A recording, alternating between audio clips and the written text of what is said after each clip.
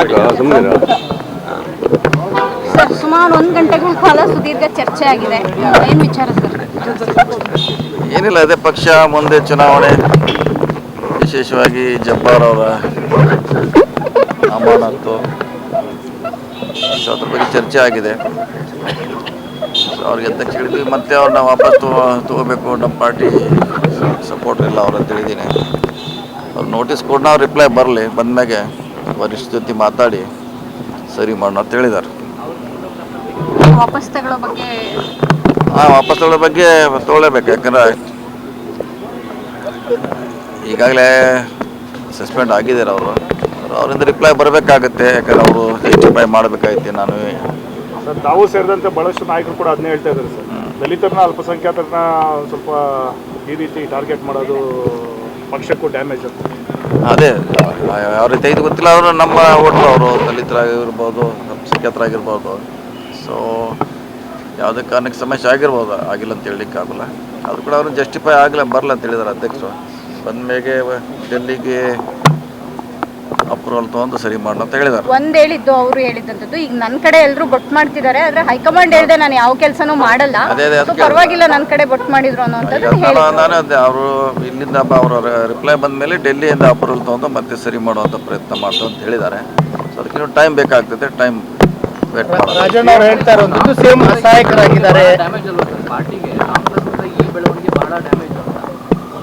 ಅದೇ damage control ಮಾಡಲಿಕ್ಕೆ ಇವತ್ತೆಲ್ಲ ನಾವು ಇಲ್ಲಿ ಬಂದಿದ್ದು ಅವರು ಅಧ್ಯಕ್ಷ ಕಡೆ, ಅದನ್ನೇ ಅವ್ರಿಗೆ ಕನ್ವಿನ್ಸ್ ಮಾಡಿದ್ದೀವಿ. ಸೊ ಒಂದೊಂದು ಸಾರಿ ಆಗುತ್ತೆ, ಹೇಳಲಿಕ್ಕೆ ಆಗಲ್ಲ, ಒಂದೊಂದು ಸಾರಿ ನಿರ್ಧಾರಗಳಾಗುತ್ತಾವೆ. ಮತ್ತೆ ಅದು ಸರಿ ಮಾಡುವಂಥ ಪ್ರಯತ್ನ ಪಕ್ಷದಿಂದ ಆಗಬೇಕಷ್ಟೇ.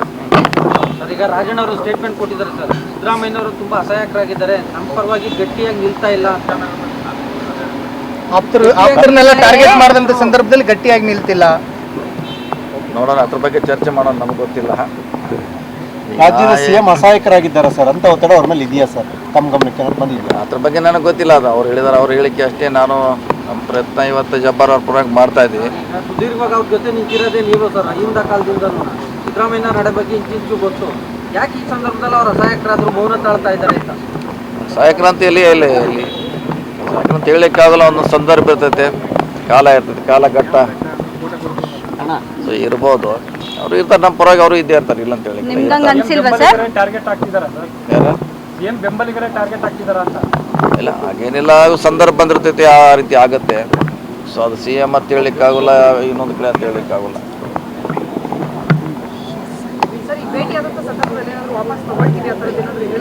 ಅದೇ ನಾವು ಹೇಳಿದ್ವಿ, ನಾವು ಅವ್ರು ತೊಗೊಳ್ಳೇಬೇಕು, ವಾಪಸ್ ತೊಗೊಳ್ಳಿ, ಅವ್ರಿಗೆ ನೋಟಿಸ್ ಕೊಡೋಣ, ರಿಪ್ಲೈ ಬರಲಿ, ಬಂದಮೇಲೆ ಅದನ್ನು ಹೈಕಮಾಂಡಿಗೆ ಕಳಿಸಿ ಅಪ್ರೂವಲ್ ತೊಗೋಬೇಕಾಗುತ್ತೆ. ಯಾಕಂದರೆ ಬಂದಿದ್ದು ಡೆಲ್ಲಿಯಿಂದ, ಸೊ ಮತ್ತೆ ಡೆಲ್ಲಿಗೆ ಕಳ್ಸಂತ ಹೇಳಿದ್ವಿ. ಅವ್ರಿಗೆ ಟೈಮ್ ತೊಗೊಳುತ್ತೆ ಅಷ್ಟೇ. KPCC ಆಯಕಟ್ಟಿನ ಜಾಗದಲ್ಲಿ ಎಲ್ಲ ಒಂದು ಗುಂಪಿನ ಕಡೆಯವರು ಇದ್ದಾರೆ, ಅವರಿಂದ ಆಗಿಂದಾಗಿ AICCಗೆ ರಿಪೋರ್ಟ್ ಈ ಥರ ಹೋಗ್ತಿದೆ.